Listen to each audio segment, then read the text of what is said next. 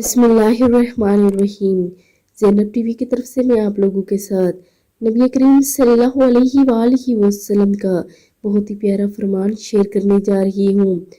सुन्नत नबी सल्लल्लाहु अलैहि वसल्लम है खाना कितना खाया जाए। रसूलुल्लाह सल्लल्लाहु अलैहि वसल्लम ने इरशाद फरमाया कि किसी शख्स ने अपने पेट से बुरा बर्तन कभी नहीं भरा। इब्ने आदम के लिए चंद निवाले ही काफ़ी हैं जो इसकी कमर सीधी रखें, और अगर ज़्यादा खाना ज़रूरी हो तो तहाई पेट खाने के लिए, तहाई पीने के लिए और तहाई सांस के लिए मुख्तस कर दे।